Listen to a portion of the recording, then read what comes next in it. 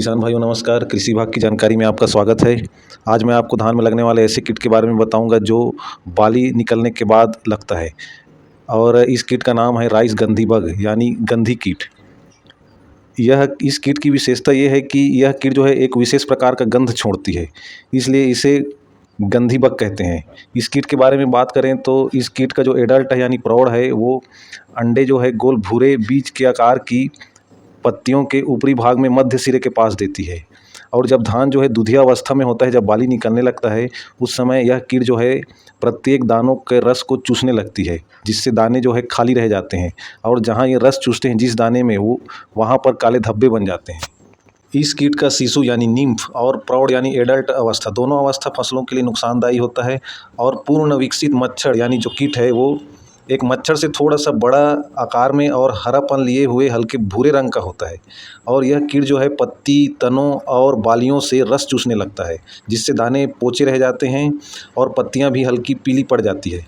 और प्रकोपित फसल में एक विशेष प्रकार की गंध आती है, जिसके कारण से इसका जो भूसा वगैरह होता है उसको भी जानवर खाना पसंद नहीं करते। इसके लाइफ साइकिल के बारे में बात करें तो एक बार में लगभग 20 से 30 अंडे दिए जाते हैं, जो कि 6 से 7 दिन में उससे नीम्फ यानी शिशु बाहर निकलते हैं और धीरे से वह जो कीट है एडल्ट यानी प्रौढ़ अवस्था में पहुंच जाता है। और इस प्रकार इसके जो नीम्फ और एडल्ट दोनों फसलों के दानों से या पत्तियों से रस चूसते रहते हैं और फसल को नुकसान पहुंचाते हैं। यहाँ ध्यान देने योग्य बात यह है कि जब धान की बालियों में जब दाने भराव होते रहते हैं, उस समय पौधे जो है क्रांतिक अवस्था में होते हैं। तो इस समय हमें अत्यधिक हाई डोज का इंसेक्टिसाइड नहीं देना चाहिए, क्योंकि इससे दानों की क्वालिटी ख़राब हो सकती है। इस प्रकार इसके यदि रासायनिक नियंत्रण के बारे में बात करें तो जो पाउडर फार्म में कीटनाशक आता है उसका यूज ज़्यादा फायदेमंद रहेगा।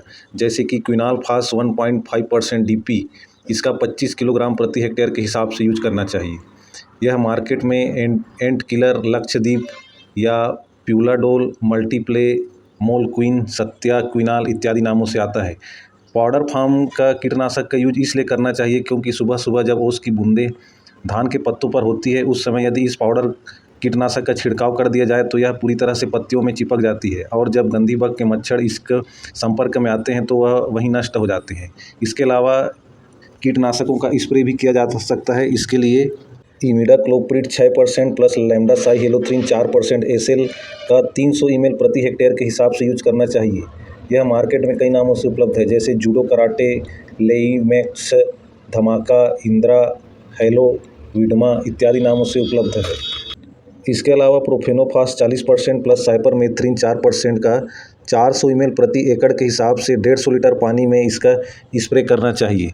मार्केट में कई नामों से उपलब्ध है, जैसे profane, rocket, protect, Profex, professor, Kaplan 404, Ajanta super. इस प्रकार बताई गई उपरोक्त कीटनाशक में से किसी भी एक कीटनाशक का प्रयोग करके गंधी बग कीट से छुटकारा पाया जा सकता है। तो यह जानकारी कैसी लगी किसान भाई ज़रूर बताएं। धन्यवाद।